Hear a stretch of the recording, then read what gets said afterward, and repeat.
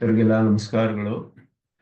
ಶ್ರೀನಿವಾಸ ಇತಿ ಶ್ರೇಷ್ಠದಯಾ ಪಾತ್ರಂ ಗುಣಾನ್ವಿತಃ ಕೌಶಿಕೋನಂತರಂಗಾರ್ಯಶ್ಚಿರಂ ವಿಜೇತಾಂ ಭುವಿ ನ್ಯಸ್ತಾತ್ಮೀಯಭರಂ ವರಪ್ರದ ಗುರೋ ವೈರಾಗ್ಯ ಭಾಗ್ಯೋರ್ಧೋ ವೇದಾಂತಾಮೃತ ಸಾರವಂತಮನಘಾತ್ ಶ್ರೀನಿವಾಸಾತ್ ಗುರೋಃ ಶ್ರೀಶೈಲಾನ್ವಯ ಕೌಸ್ತುಭಸ್ಥಿತನಯಂ ಶ್ರೇಯೋನಿಧೇ ಶ್ರೀನಿಧೇಃ ವಂದೇ ಸಾಧು ಕಟಾಕ್ಷಿಕೇಳಿನಿಲಯಂ ಶ್ರೀಕೃಷ್ಣ ಸದ್ದೇಶಿಕಂ ಶ್ರೀವಾಸರಂಗಪರಕಾಲಮುನಿತ್ರಯಾಪ್ತಲಕ್ಷ್ಮಾತ್ಮರಕ್ಷಣೇತಿ ತ್ವೈಗಾಗಮಾन्तम् आचार्यभक्तिपरिपूतमनर्घशीलं गोपालदेशिकमुनिं गुरुमाश्रयामः।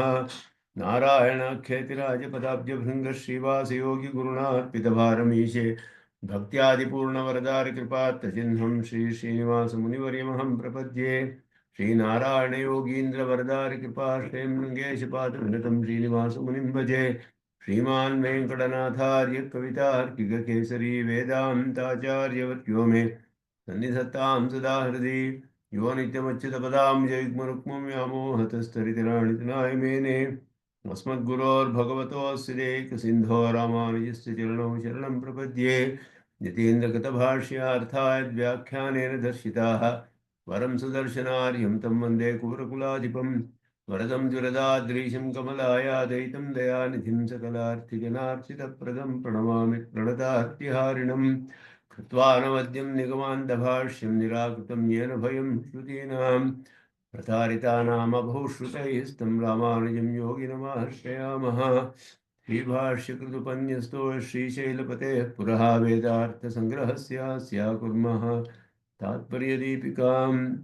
ॐ जन्नो मित्रशं वरुणः जन्नो भवत्वर्यमा जन्न इन्द्रो बृहस्पतिः जन्नो विष्णुरुक्रमः नमो ब्रह्मणे नमस्ते वायो त्वमेव प्रत्यक्षं ब्रह्मासि त्वामेव प्रत्यक्षं ब्रह्म वदिष्यामि ऋतं वदिष्यामि सत्यं वदिष्यामि तन्मामवतु तद्भक्तारमवतु अवतु माम् अवतु भक्तारम्। ॐ शान्ति शान्ति। शेषचिरचिद्वस्तु शेषिणे शेषशायिने निर्मलानन्तकल्याणनिधये विष्णवे नमः। रामानुजाय नमः।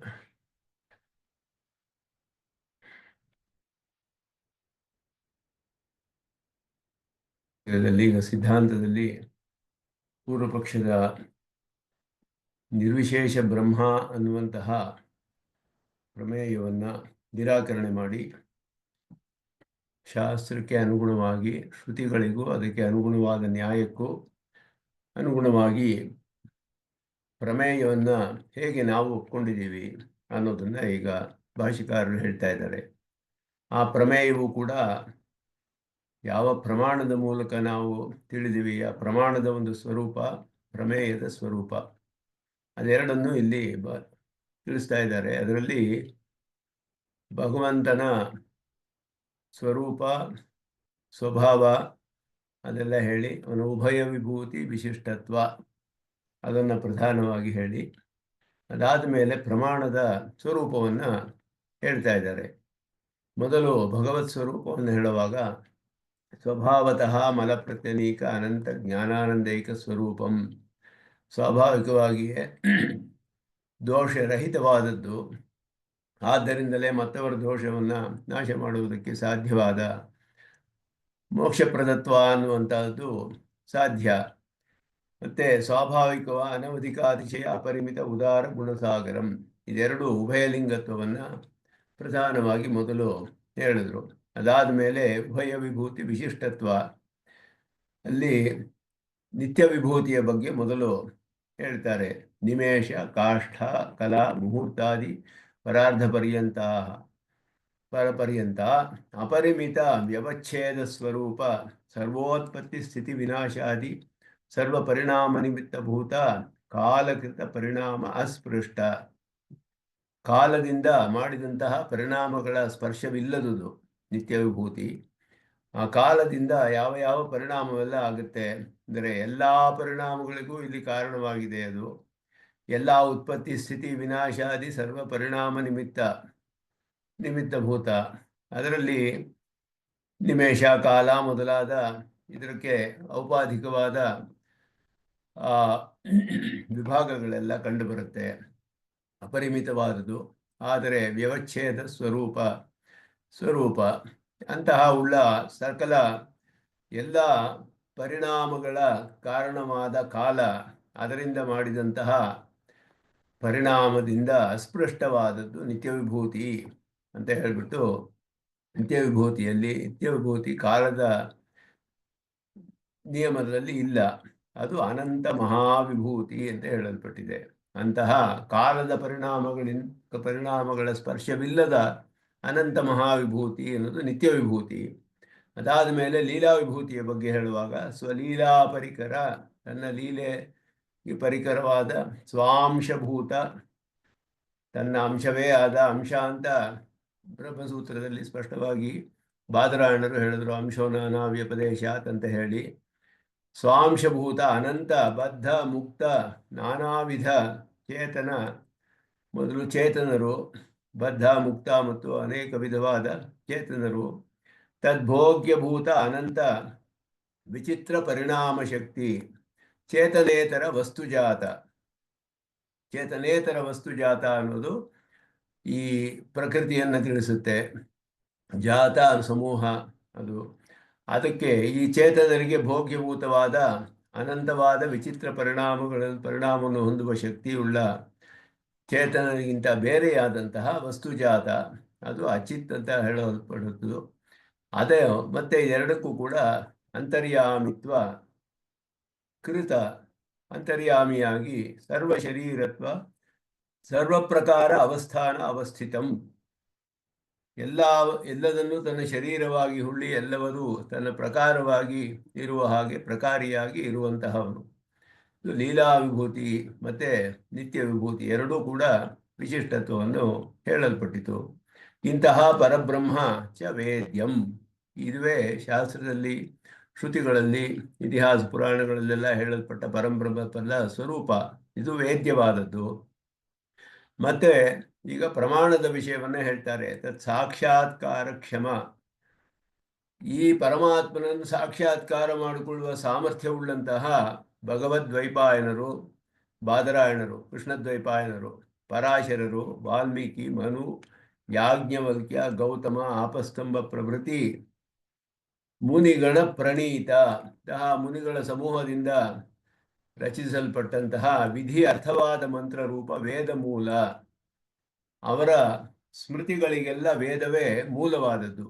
ವೇದಕ್ಕೆ ವಿರುದ್ಧವಾದ ಸ್ಮೃತಿಯನ್ನು ಸೂತ್ರಕಾರರು ನಿರಾಕರಣೆ ಮಾಡಿದ್ರು. ಸ್ಮೃತ್ಯಧಿಕರಣದಲ್ಲಿ ನಿರಾಕರಣೆ ಮಾಡ್ತಾರೆ. ವೇದಕ್ಕೆ ವಿರುದ್ಧವಾದ ಸ್ಮೃತಿಗಳು ಪ್ರಮಾಣವಲ್ಲ, ಕಪಿಲ ಸ್ಮೃತಿ ಮೊದಲಾದದ್ದೆಲ್ಲ.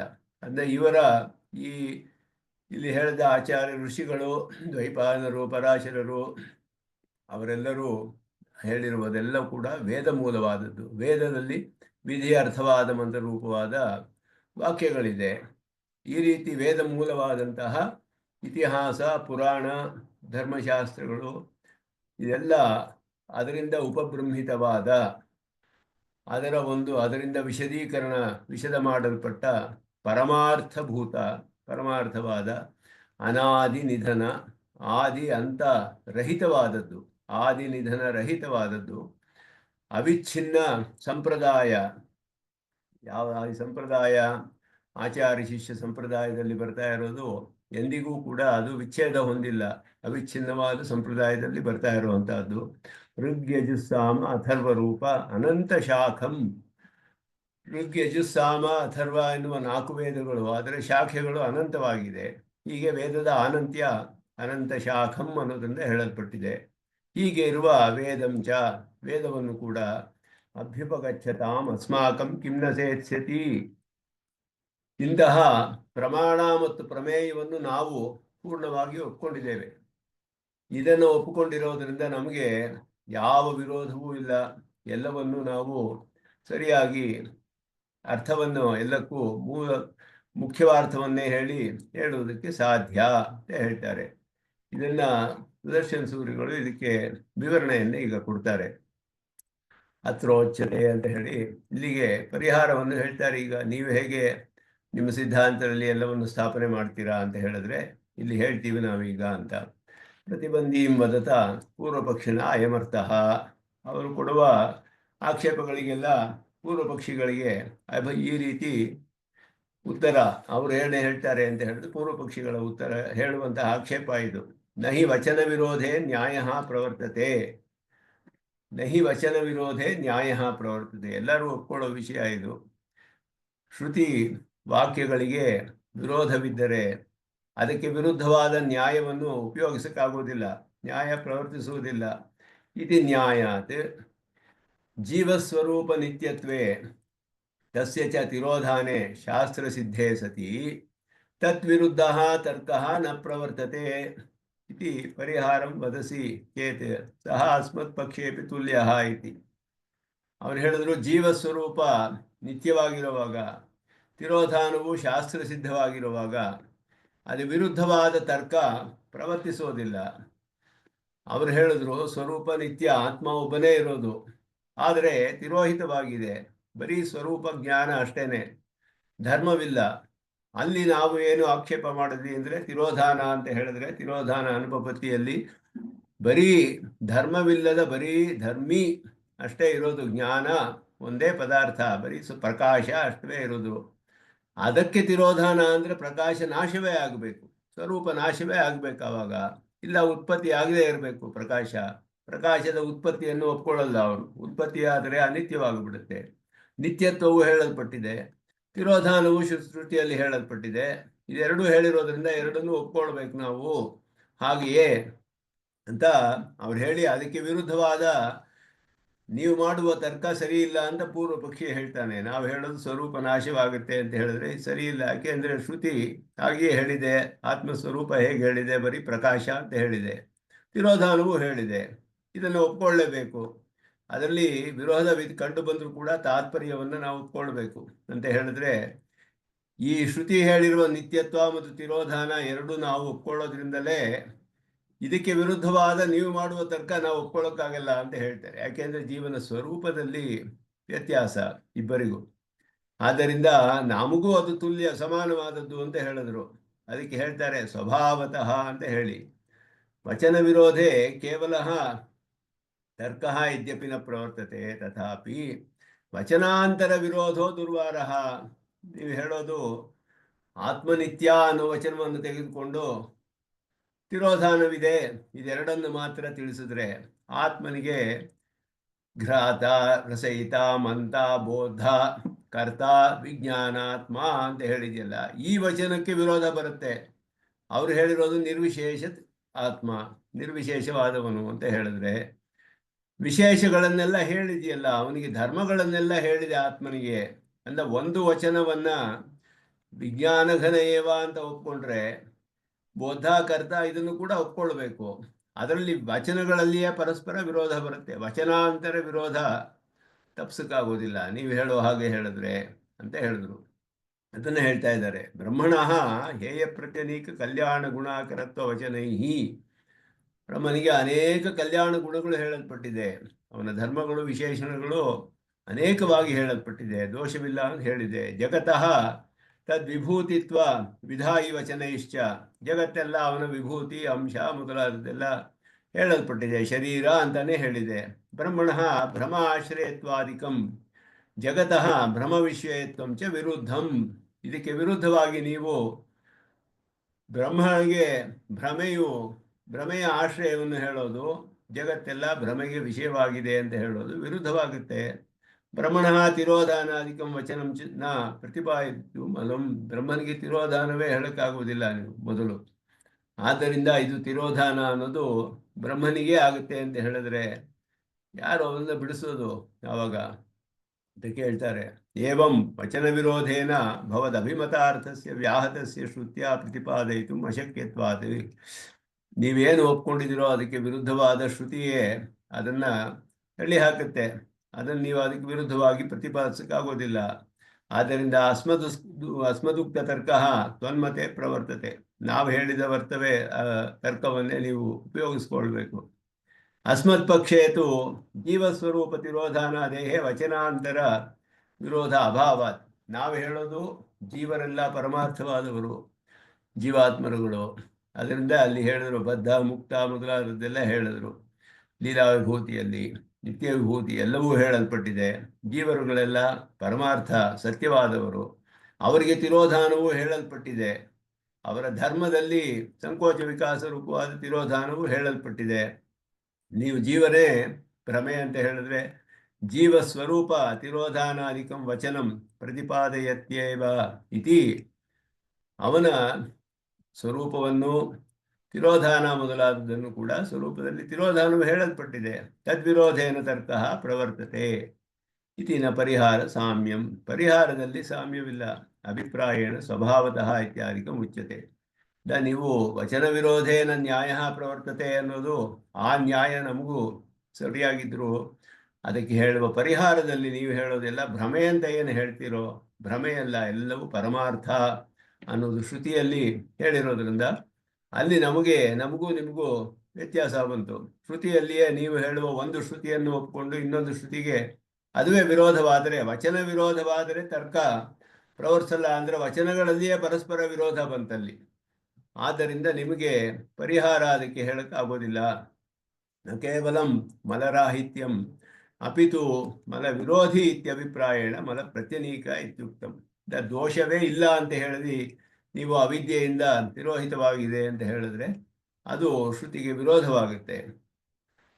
ಅದು ಪಂಚಗವ್ಯಾದಿ ವ್ಯಾವೃತ್ಯರ್ಥಂ ಸ್ವಭಾವತಃ ಇತ್ಯುಕ್ತಂ ಅಂದರು.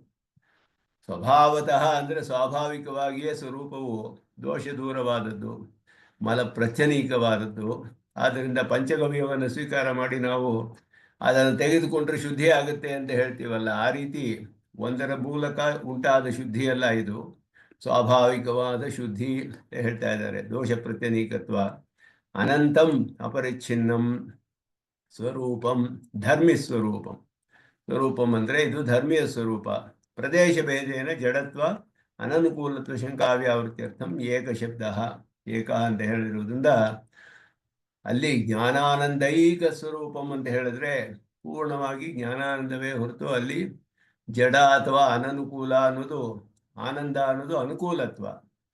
ಅನುಕೂಲತ್ವಕ್ಕೆ ವಿರುದ್ಧವಾದ ಆನಂದಕ್ಕೆ ವಿರುದ್ಧವಾದ ಅನನುಕೂಲತ್ವ ಅನ್ನೋದು ಎಲ್ಲಿಯೂ ಇಲ್ಲ. ಮತ್ತೆ ಜ್ಞಾನ ಅಂತ ಹೇಳಿದ್ರಿಂದ ಅದಕ್ಕೆ ವಿರುದ್ಧವಾದ ಜಡ ಅನ್ನುವುದು ಕೂಡ ಎಲ್ಲಿಯೂ ಇಲ್ಲ. ಪೂರ್ಣವಾಗಿ ಜ್ಞಾನಾನಂದ ಏಕ ಸ್ವರೂಪಂ. ಏಕ ಅನ್ನುವುದಕ್ಕೆ ಈ ಅರ್ಥವನ್ನು ಹೇಳ್ತಾರೆ. ಸ್ವಾಭಾವಿಕ ಶಬ್ದದಿಂದ ಸ್ವಾಭಾವಿಕಿ ಜ್ಞಾನಬಲ ಕ್ರಿಯಾಚ ಇತಿ ಶ್ರುತಿ ಅಭಿಪ್ರೇತ. ಸ್ವಾಭಾವಿಕ ಅನ್ನುವ ಶಬ್ದದಿಂದ ಸ್ವಾಭಾವಿಕಿ ಜ್ಞಾನಬಲ ಕ್ರಿಯಾಚ ಈ ಶ್ರುತಿಯನ್ನು ಹೇಳ್ತಾರೆ. ಸ್ವಾಭಾವಿಕವಾದದ್ದು ಅಂತ ಹೇಳಿ ಪರಾಸಿ ಶಕ್ತಿ ವಿವಿಧೈವ ಶ್ರೂಯತೆ ಸ್ವಾಭಾವಿಕಿ ಜ್ಞಾನಬಲ ಕ್ರಿಯಾಚ ಅನ್ನುವ ಶ್ರುತಿ. ಸಾವಧಿಕ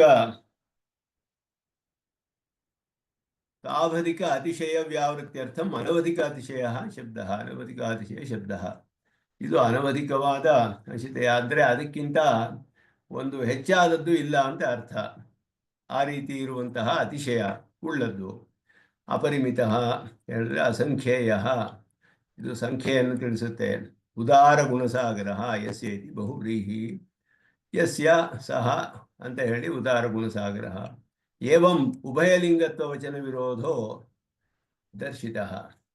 ಉಭಯಲಿಂಗತ್ವ ವಚನ ಪೂರ್ವ ಪಕ್ಷದಲ್ಲಿ ಅದಕ್ಕೆ ವಿರೋಧ ಬರುತ್ತೆ. ಅವರು ಹೇಳುವಂತಹ ಬರೀ ಜ್ಞಾನವೇ ಬ್ರಹ್ಮ ನಿರ್ವಿಶೇಷ ಅಂತ ಹೇಳಿದ್ರೆ ಉಭಯಲಿಂಗತ್ವವನ್ನು ಹೇಳುವ ವಚನಗಳಿಗೆಲ್ಲ ವಿರೋಧ ಬರುತ್ತೆ. ಆದ್ದರಿಂದ ಭ್ರಮಾಶ್ರಯತ್ವ ದುರ್ವಚಂ, ಭ್ರಮಾಶ್ರಯತ್ವ ಹೇಳಕ್ಕಾಗೋದಿಲ್ಲ. ಸ್ವಭಾವತಃ ದೋಷಕ್ಕೆ ವಿರುದ್ಧವಾದ ಸ್ವರೂಪವನ್ನು ಉಳ್ಳದ್ದು ಭ್ರಮೆಗೆ ಆಶ್ರಯವಾಗಕ್ಕೆ ಸಾಧ್ಯವಿಲ್ಲ. ಮುಂದೆ ವಿಭೂತೆ ಭ್ರಮ ವಿಷಯತ್ವ ಅನುಪಪತ್ತಿ ಉಚ್ಯತೆ. ವಿಭೂತಿಯಲ್ಲ ಭ್ರಮೆ ಅಂತ ಏನು ಹೇಳಿದ್ರು, ಬ್ರಹ್ಮಸ್ವರೂಪದಲ್ಲಿ ದೋಷವಿಲ್ಲ, ತಿರೋಧಾನವು ಸಾಧ್ಯವೇ ಇಲ್ಲ ಬ್ರಹ್ಮನಿಗೆ ಅಂತ ಹೇಳಿ ಅವರು ಹೇಳಿದ್ದು ಬ್ರಹ್ಮನಿಗೆ ತಿರೋಧಾನ. ಆದ್ದರಿಂದ ಜೀವರುಗಳೇ ಇಲ್ಲ, ಬ್ರಹ್ಮವೇ ಜೀವಭಾವದಿಂದ ಇದೆ, ಇದೆಲ್ಲ ಭ್ರಮೆ ಅಂತ ಹೇಳಿದ್ರು. ಈಗ ಈ ಭ್ರಮೆ ಅನ್ನೋದನ್ನು ತಳ್ಳಿ ಹಾಕ್ತಾರೆ. ವಿಭೂತಿಗಳೆಲ್ಲ ಭ್ರಮೆಯಲ್ಲ ಅಂತ ಹೇಳಿಬಿಟ್ಟು ನಿತ್ಯ ವಿಭೂತಿ ಮತ್ವ ಉಚ್ಯತೆ ನಿಮೇಶ ಇತ್ಯಾದಿನ. ಅಪರಿಮಿತ ವ್ಯವಚ್ಛೇದ ಸ್ವರೂಪ ಇತಿ ನಿಮೇಶ ಕಾಷ್ಠಾದಿ ಅವಚ್ಛೇದ ಕಾಲಸ್ಯ ಅಸಾಧಾರಣ ಧರ್ಮ. ಅಂದರೆ ಇದೆಲ್ಲ ಕಾಲದ ಒಂದು ಧರ್ಮಗಳು, ಪದಾರ್ಥಗಳ ಸಂಬಂಧದಿಂದ ಕಾಲದಲ್ಲಿ ಆರೋಪಿತವಾಗುತ್ತೆ. ಕಾಲವು ಸ್ವತಃ ಅಖಂಡ ಕಾಲ ಅಂತ ಹೇಳಲ್ಪಟ್ಟಿದೆ. ಪದಾರ್ಥಗಳ ಒಂದು ಸೂರ್ಯನ ಹುಟ್ಟೋದು ಅಥವಾ ಅಸ್ತಮನ ಅದೆಲ್ಲ ನೋಡಿ ದಿನ ಬೆಳಗ್ಗೆ ಸಾಯಂಕಾಲ ಈ ರೀತಿ ಎಲ್ಲ ಒಂದು ದಿನ ಅಂತೆಲ್ಲ ಹೇಳಿ ಪಕ್ಷ, ಸಂವತ್ಸರ ಇದೆಲ್ಲ ಹಾಗೆಯೇ ಬರುತ್ತೆ. ಆದ್ದರಿಂದ ಇದೆಲ್ಲ ಕಾಲದಲ್ಲಿ ಬರುವಂತಹದ್ದು. ಅವುಗಳ ಕಾಲದ ಅಸಾಧಾರಣ ಧರ್ಮ ಈ ಅವಚ್ಛೇದಗಳೆಲ್ಲ ಅಂತ ಹೇಳಲ್ಪಟ್ಟಿದೆ. ಅನ್ಯಥಾ ವ್ಯವಚ್ಛೇದವತಿ ಇತಿ ವಕ್ತವ್ಯಂ ನತು ವ್ಯವಚ್ಛೇದ ಸ್ವರೂಪ ಇತಿ ಕಾಲೋ ಹಿ ಸ್ವಯಂ ಪರಿಣಾಮಿ ಪ್ರಕೃತೆ ಪರಿಣಾಮ ಹೇತು. ಕಾಲವು ಪ್ರಕೃತಿಯಲ್ಲಿ ಪರಿಣಾಮವನ್ನು ಉಂಟು ಮಾಡೋಕ್ಕೆ ಕಾರಣವಾಗುತ್ತೆ ಹೇಳಲ್ಪಟ್ಟಿದೆ. ಪರಮಾತ್ಮನು ಅದನ್ನ ಉಪಯೋಗಿಸ್ತಾನೆ ಸೃಷ್ಟಿಯಲ್ಲಿ ಅಂತ ಹೇಳಲ್ಪಟ್ಟಿದೆ. ಇದೆಲ್ಲ ಕಾಲದ ಪರಿಣಾಮ ವಿಶೇಷಗಳು ಅಂತ ಹೇಳಿದ್ರು. ನಿಮೇಷಾದಯ ಸರ್ವೇ ನಿಮೇಷ ಯಜ್ಞರೇ ವಿದ್ಯುತ್ ಪುರುಷಾದಧಿ ಶ್ರುತಿ ಹೇಳುತ್ತೆ. ಸ್ವಯಂ ಪರಿಣಾಮಿತ್ವ ಮುಕ್ತಂ, ಕಾಲಕ್ಕೂ ಪರಿಣಾಮವಿದೆ ಅಂತ ಹೇಳಲ್ಪಟ್ಟಿದೆ. ಆದರೆ ನಮ್ಗೆ ಅದು ಹೇಗೆ ತಿಳಿಯುತ್ತೆ ಅಂದರೆ ಪದಾರ್ಥಗಳ ಸಂಬಂಧದಿಂದಲೇ ತಿಳಿದು ಬರುವಂತಹದ್ದು. ಆದ್ದರಿಂದ ಅಖಂಡವಾದ ಕಾಲದಲ್ಲಿ ಪರಿಣಾಮಗಳು ಪದಾರ್ಥದ ಒಂದು ಸ್ವರೂಪದಿಂದ ನಮಗೆ ತಿಳಿದು ಬರುತ್ತೆ. ಈ ಈ ಋತುಗಳು ಮೊದಲಾದದ್ದೆಲ್ಲ ಪರಿಸರದಲ್ಲಿ ಆಗುವ ಪರಿಣಾಮಗಳನ್ನೆಲ್ಲ ನೋಡಿ ವಸಂತ ಋತು, ಇದು ಗ್ರೀಷ್ಮ ಋತು ಮೊದಲಾದದ್ದೆಲ್ಲ ನಾವು ಹೇಗೆ ಹೇಳ್ತೀವೋ ಹಾಗೆ ಹೇಳಲ್ಪಟ್ಟಿದೆ. ಅದರಿಂದ ಕಾಲಕ್ಕೆ ರಜಸ್ಸು ತಮಸ್ಸು ಮೊದಲಾದ ಗುಣಗಳಿಲ್ಲ. ಅದಕ್ಕೆ ಸತ್ವರಜಸ್ ತಮಸ್ಸು ಎನ್ನುವ 3 ಗುಣಗಳಿಂದ ರಹಿತವಾದ ಒಂದು ವಿಶೇಷವಾದ ದ್ರವ್ಯ ಕಾಲದ ಸ್ವರೂಪವು ಹಾಗೆ ಹೇಳಲ್ಪಟ್ಟಿದೆ. ಪ್ರಕೃತಿ ಪರಿಣಾಮ ಹೇತುತ್ವ ಮುಚ್ಯತೆ ಸರ್ವೋತ್ಪತ್ತಿ. ಇದೀಗ ಪ್ರಕೃತಿಯ ಪರಿಣಾಮದ ಏನು ಕಾರಣ ಅನ್ನೋದು ಹೇಳಲ್ಪಟ್ಟಿದೆ. ಆದಿಶಬ್ದೇನ ಜಾಯಮಾನಾದಿ ಅವಸ್ಥಾತ್ರಯಂ ವಿವಕ್ಷಿತಂ. ಜಾಯಮಾನ ಮೊದಲಾದ 3 ಅವಸ್ಥೆಗಳು ಎಲ್ಲ ಅಲ್ಲಿ ಸೃಷ್ಟಿ ಸ್ಥಿತಿ ಲಯ ಎಲ್ಲ ಹೇಳಲ್ಪಟ್ಟಿದೆ. ಜಾಯತೆ, ವರ್ಧತೆ, ವಿಪರಿಣಮತೆ ಮೊದಲಾದ ಪರಿಣಾಮವನ್ನು ಹೇಳಿದ್ರೆ ವಿಪರಿಣಮತೆ ಆಯಿತು. ಅಪಕ್ಷೀಯತೆ, ನಶ್ಯತಿ, ಅಸ್ತಿ, ಜಾಯತೆ ಇದೆಲ್ಲ ಷಡ್ವಿಧ ಷಡ್ಭಾವ ವಿಕಾರಗಳು ಪ್ರಕೃತಿಯಲ್ಲಿ ಇದೆ ಅಂತ ಹೇಳಲ್ಪಟ್ಟಿದೆ. ಅದರಲ್ಲಿ ಆದಿ ಅನ್ನೋದ್ರಿಂದ 3 ಹೇಳಲ್ಪಟ್ಟಿದೆ ಅಂತ ಹೇಳಿದ್ರು. ಸರ್ವಶಬ್ದೇನ ವಿಷದ ಪರಿಣಾಮಶ್ಚ ವಿವಕ್ಷಿತ. ಸರ್ವ ಪರಿಣಾಮ ಅಂತ ಹೇಳೋದ್ರಿಂದ ಕೆಲವು ವಿಷದವಾಗಿ ಕಂಡು ಬರುತ್ತೆ, ಕೆಲವು ಕಂಡು ಬರೋದಿಲ್ಲ. ಸರ್ವ ಪರಿಣಾಮ ನಿಮಿತ್ತ ಭೂತ, ಕೆಲವು ಸ್ಪಷ್ಟವಾಗಿ ಕಂಡು ಬರ್ಬೋದು, ಕೆಲವು ಕಾಣದೇ ಇರಬಹುದು ಮೊದಲಾದದ್ದು. ನಿಮಿತ್ತ ಶಬ್ದೇನ ಉಪಾದಾನತ್ವ, ಅಧಿಷ್ಠಾತೃತ್ವ, ವ್ಯಾವೃತ್ತಿ. ನಿಮಿತ್ತ ಅಂತ ಹೇಳಿದೆ. ಕಾಲವು ನಿಮಿತ್ತ ಕಾರಣ ಈ ಪರಿಣಾಮಗಳಿಗೆಲ್ಲ ಅಂತ ಹೇಳಲ್ಪಟ್ಟಿದೆ. ಉಪಾದಾನವಲ್ಲ, ಅಧಿಷ್ಠಾನವೂ ಅಲ್ಲ ಅಂತ ಅದನ್ನು ವ್ಯಾವೃತ್ತಿ ಮಾಡಿದ್ದಾರೆ. ಅದರಿಂದ ಯಥಾ ಬ್ರಹ್ಮಣ ಉಪಾದಾನತ್ವ ಪ್ರಕೃತಿ ದ್ವಾರಕಂ ತಥಾ ಬ್ರಹ್ಮಣ ಏವ ಉಪಕರಣತ್ವಮಪಿ ಕಾಲದ್ವಾರಕಂ ಅಭಿಪ್ರಾಯ. ಬ್ರಹ್ಮವೇ ಶ್ರುತಿ ಹೇಳುತ್ತೆ. ಯಾರು ವೃಕ್ಷ, ಯಾರು ವನ ಮೊದಲಾದ ಕೇಳಿ ಚಿಗ್ ಸ್ವಿದ್ವನಂಕ ಉಸ ವೃಕ್ಷ ಆಸೀತ್ ಯಥೋದ್ಯಾವ ಪೃಥಿವೀ ನಿಷ್ಠ ದಕ್ಷು ಬ್ರಹ್ಮವನಂ ಬ್ರಹ್ಮಸ ವೃಕ್ಷ ಆಸೀತ್ ಉಪಾದಾನ ನಿಮಿತ್ತ. ಎಲ್ಲವೂ ಅವನೇ, ಉಪಕರಣಗಳು ಅವನೇ, ಎಲ್ಲವೂ ಅವನೇ ಅಂತ ಹೇಳಲ್ಪಟ್ಟಿದೆ. ಅದೆಲ್ಲ ಅವನು ಒಂದು ಪ್ರಕೃತಿಯ ದ್ವಾರ ಉಪಾದಾನನಾಗ್ತಾನೆ. ಆದರೆ ಅವನೆಲ್ಲಕ್ಕೂ ಅಂತರ್ಯಾಮಿಯಾಗಿ ಅಪೃಥಕ್ ಸಿದ್ಧವಾದ ವಿಶೇಷಣ ಪ್ರಕೃತಿಗಳಾಗಿರೋದ್ರಿಂದ ಮುಖ್ಯಾರ್ಥದಲ್ಲಿಯೂ ಅವನಿಗೆ ಶರೀರವಾಚಿ ಶಬ್ದಗಳು ಶರೀರವನ್ನು ಹೇಳೋ ಹಾಗೆ ಮುಖ್ಯಾರ್ಥದಲ್ಲಿ ಉಪಾದಾನತ್ವವು ಹೇಳಲ್ಪಟ್ಟಿದೆ. ಅದೇ ರೀತಿ ಕಾಲ ಶರೀರಕನಾದ ಪರಮಾತ್ಮ ನಿಮಿತ್ತನಾಗಿ ಇಲ್ಲಿ ಎಲ್ಲ ವಿಧವಾದ ಪರಿಣಾಮಗಳನ್ನು ಉಂಟು ಮಾಡ್ತಾನೆ ಪ್ರಕೃತಿಯಲ್ಲಿ. ಆದ್ದರಿಂದ ಉಪಕರಣತ್ವ ಅಂತ ಹೇಳೋದು, ಕಾಲವು ಅವನಿಗೆ ಉಪಕರಣ ಅಂತ ಹೇಳಿದ್ರೆ ಕಾಲದ್ವಾರಕ, ಅವನೇ ಉಪಕರಣ ಎಲ್ಲಕ್ಕೂ ಸೃಷ್ಟಿಯಲ್ಲಿ ಅಂತ ಹೇಳಿದ್ರೆ ಕಾಲದ ಮೂಲಕ ಆಗ್ತಾನೆ ಅನ್ನೋದು ಅರ್ಥ. ಈ ರೀತಿ ಸರ್ಗಸ್ಥಿತಿ ವಿನಾಶಾನಾಂ ಜಗತೋ ಯೋ ಜಗನ್ಮಯ ಮೂಲಭೂತೋ ನತಸ್ತಸ್ಮೈ ಎಲ್ಲ ವಿಷ್ಣು ಪುರಾಣದ ವಚನಗಳನ್ನು ಹೇಳ್ತಾರೆ. ಕಲಾ ಮುಹೂರ್ತಾದಿಮಯಶ್ಚ ಕಾಲ ಅಂತ ಹೇಳಿ ಇತ್ಯಸ್ಯ ಅರ್ಥೋ ವಿವಕ್ಷಿತ ನಯದ್ವಿಭೂತೇ ಪರಿಣಾಮ ಹೇತು ಅಂತ ಹೇಳಿದ್ರು. ಅದು ಈ ನಿತ್ಯ ವಿಭೂತಿಗೆ ಪರಿಣಾಮಕ್ಕೆ ಕಾರಣವಾಗುವುದಿಲ್ಲ. ಕಾಲ ಅಲ್ಲಿ ಪರಿಣಾಮವೇ ಇಲ್ಲ. ಆದ್ದರಿಂದ ಅಲ್ಲಿ ಏನಿದ್ರು ಎಲ್ಲ ಸಂಕಲ್ಪ ದೇವತ ಶ್ರುತೇಹೇ ಅಂತ ಹೇಳಿದಾಗೆ ಸಂಕಲ್ಪದಿಂದಲೇ ಆಗುತ್ತೆ. ಅಲ್ಲಿ ಆಗುವ ಪರಿಣಾಮಗಳೆಲ್ಲ ಶುದ್ಧ ಸತ್ವಮಯವಾದದ್ದು, ಎಲ್ಲವೂ ಸಂಕಲ್ಪದಿಂದಲೇ ಆಗುವಂತಹದ್ದು. ಕಾಲದ ಒಂದು ನಿಯಮನದಲ್ಲಿ ನಡೆಯೋದಿಲ್ಲ. ಇಲ್ಲಿ ಎಲ್ಲ ಕಾಲದ ನಿಯಮನದಲ್ಲಿಯೇ ನಡೆಯುತ್ತೆ. ಜಗನ್ಮಯ ಅಂತ ಹೇಳಿದ್ರೆ ಆದಿತ್ಯ ಚಂದ್ರಾದಿ ಅವಚ್ಛೇದ್ಯತೆಯ ಸರ್ಗಾದಿ ಅವಚ್ಛೇದಕತೆಯಾತ ಜಗತ್ ಪ್ರಚುರ ಇತ್ಯರ್ಥ. ಜಗನ್ಮಯ ಜಗಚ್ಚ ಸಹ ಜಗನ್ಮಯ ಇದೆಲ್ಲ ಶಬ್ದಗಳು ಹೇಳಲ್ಪಟ್ಟಿದೆ ವಿಷ್ಣು ಪುರಾಣದಲ್ಲಿ. ಜಗನ್ಮಯ ಅಂದರೆ ಜಗತ್ತಿನಲ್ಲಿ ಪ್ರಚುರವಾಗಿ ಎಲ್ಲ ಕಡೆಯೂ ಇದ್ದಾನೆ ಅಂತ. ಹೇಗೆ ಅಂದರೆ ಎಲ್ಲಕ್ಕೂ ಅವನೇ ಕಾರಣನಾಗಿದ್ದಾನೆ ಅಂತರ್ಯಾಮಿಯಾಗಿ. ಆದಿತ್ಯ ಚಂದ್ರಾದಿ ಅವಚ್ಛೇದಕತೆಯ ಆದಿತ್ಯ ಶರೀರಕನಾದ ಬ್ರಹ್ಮ, ಆದಿತ್ಯ ಅವಚ್ಛೇದಕತ್ವ ಅಲ್ಲಿ ಬರುತ್ತೆ. ಚಂದ್ರ ಶರೀರಕನಾದ ಬ್ರಹ್ಮ ಅಂದರೆ ಚಂದ್ರ ಅವಚ್ಛೇದಕತ್ವ ಅಂತ ಹೇಳಿ ಇದೆಲ್ಲ ಪರಿಭಾಷೆಯಲ್ಲಿ ಹೇಳೋದು ನ್ಯಾಯದರ್ಶನದಲ್ಲಿ. ಏವಂ ವಿಧ ಕಾಲ ಪರಿಣಾಮ್ಯ ನಿತ್ಯ ವಿಭೂತಿ ಇತ್ಯಾಹ ಕಾಲಕೃತ ಪರಿಣಾಮ ಅಸ್ಪೃಷ್ಟ ಕಾಲ ಅಪರಿಣಾಮ್ಯ. ಏವಂ ವಿಧ ಕಾಲ ಅಪರಿಣಾಮ್ಯ, ಈ ವಿಧವಾದ ಕಾಲದಿಂದ ಕಾಲದ ಪರಿಣಾಮಕ್ಕೆ ಒಳಗಾಗದೇ ಇರುವಂತಹದ್ದು ನಿತ್ಯ ವಿಭೂತಿ, ಅಪರಿಣಾಮಿ. ಆದ್ದರಿಂದ ಅದಕ್ಕೆ ಕಾಲಕೃತ ಪರಿಣಾಮ ಅಸ್ಪೃಷ್ಟ ಅಂತ ಹೇಳಲ್ಪಟ್ಟಿದೆ. ಕಲಾ ಮುಹೂರ್ತಾದಿ ಮಯಶ್ಚ ಕಾಲ ನಯದ್ ವಿಭೂತೇ ಪರಿಣಾಮ ಹೇತು ಯಸ್ಯ ಅರ್ಥೋ ಅಭಿಪ್ರೇತ. ಅದೇ ಇಲ್ಲಿ ಅಲ್ಲಿ ಇದರ ಅವನ ನಿತ್ಯ ವಿಭೂತಿ ಇದಕ್ಕೆ ಈ ವಿಭೂತಿಯಲ್ಲಿ ಕಾರಣವಾಗುವುದಿಲ್ಲ, ನಿಯಮನ ಮಾಡೋದಿಲ್ಲ, ಕಾಲದ ಅಧೀನದಲ್ಲಿ ಇಲ್ಲ ಅಂತ ಹೇಳಿದೆ. ಅಲ್ಲಿ ಯಾಕೆ ಅಂದರೆ ಕಲಾ ಮುಹೂರ್ತ ಅನ್ನೋದಿಲ್ಲ, ಒಂದು ದೀರ್ಘವಾದ ಹಗಲು ಅಂತ ಹೇಳಲ್ಪಟ್ಟಿದೆ ಅಲ್ಲಿ ನಿತ್ಯ ವಿಭೂತಿಯಲ್ಲಿ. ಅಲ್ಲಿ ಕಲಾ ಮುಹೂರ್ತ ಕಾಷ್ಠ ಇದೆಲ್ಲ ಇಲ್ಲ ಅಲ್ಲಿ. ಆದ್ದರಿಂದ ಅಲ್ಲಿ ಕಾಲದ ಪರಿಣಾಮ ಕಂಡುಬರೋದಿಲ್ಲ. ಅನಂತತ್ವೇ ಅಭಿಹಿತೇಪಿ ಮಹಚ್ಛಬ್ದೇನ ವಿಶೇಷಣಂ ಲೀಲಾ ವಿಭೂತ್ಯಪೇಕ್ಷೆಯ ಮಹತ್ವ ಅಭಿಪ್ರಾಯ. ಒಂದು ಲೀಲಾ ವಿಭೂತಿ ಅನಂತ ಮಹಾವಿಭೂತಿ ಅಂತ ಹೇಳಿದ್ರೆ ಮಹಚ್ಛಬ್ದದಿಂದ ಅದು ವಿಶೇಷಣ. ಅದಕ್ಕೆ ಅನಂತ ಮಹಾವಿಭೂತಿ ಲೀಲಾ ವಿಭೂತಿ ಅಪೇಕ್ಷೆಯ ಮಹತ್ವ ಅಭಿಪ್ರಾಯ. ಲೀಲಾ ವಿಭೂತಿಗೆ ಹೋಲಿಸಿದರೆ ನಿತ್ಯ ವಿಭೂತಿ ಅತ್ಯಂತ ಮಹತ್ತಾದದ್ದು ಹೇಳಲ್ಪಟ್ಟಿದೆ. ತ್ರಿಪಾದ್ ವಿಭೂತಿ ಅಂತಲೂ ಹೇಳಲ್ಪಟ್ಟಿದೆ. ಅದು ಆನಂತ್ಯಂ ಹಿ ವಿಭೂತಿ ದ್ವಯ ಸಾಧಾರಣ. ಅನಂತ್ಯ ಅನ್ನೋದು ಎರಡಕ್ಕೂ ಇದೆ ಅಂತ ಹೇಳಲ್ಪಟ್ಟಿದೆ. ಭೋಗೋಪಕರಣಾದಿ ಅನಂತ್ಯ ಪರಹಾವ ಮಹಚ್ಛಬ್ದ. ಭೋಗ ಉಪಕರಣಗಳೆಲ್ಲ ಅನಂತವಾಗಿದೆ ಅನ್ನುವ ಅರ್ಥದಿಂದಲೂ ಕೂಡ ಮಹಾವಿಭೂತಿ ಎನ್ನುವ ಅರ್ಥ ಹೇಳಬಹುದು. ಅಸ್ಪೃಷ್ಟ ಅನಂತ ಮಹಾವಿಭೂತಿ ಬ್ರಹ್ಮ ವಿಶೇಷಣ. ಮಹಾವಿಭೂತಿ ಸಂಸ್ಥಾನಂ ಇದು ಬ್ರಹ್ಮನಿಗೆ ವಿಶೇಷಣ. ಅಂದರೆ ನಿತ್ಯ ವಿಭೂತಿ ವಿಶಿಷ್ಟನಾದವನು ಅಂತ ಅರ್ಥ. ಪ್ರಮೇಯವನ್ನು ಹೇಳುವಾಗ ಪರಬ್ರಹ್ಮದ ಸ್ವರೂಪದಲ್ಲಿ ಅವನ ಉಭಯಲಿಂಗತ್ವವನ್ನು ಹೇಳಿ ಅದನಂತರ ನಿತ್ಯ ವಿಭೂತಿ ವಿಶಿಷ್ಟತ್ವ ಅನ್ನೋದು ಹೇಳಲ್ಪಟ್ಟಿದೆ. ಶುದ್ಧೇ ಮಹಾವಿಭೂತಿಯಾಕೆ ಬ್ರಹ್ಮಶಬ್ದಿತೆ ಅಂತ ಬರುತ್ತೆ ಇಲ್ಲಿ. ಇತಿ ವಚನೆ ಮಹಾವಿಭೂತಿ ಶಬ್ದೇನ ಸ್ಮಾರಿತೆ. ಶುದ್ಧೇ ಮಹಾವಿಭೂತಿಯಾಕೆ ವಿಷ್ಣು ಪುರಾಣದ ವಚನ.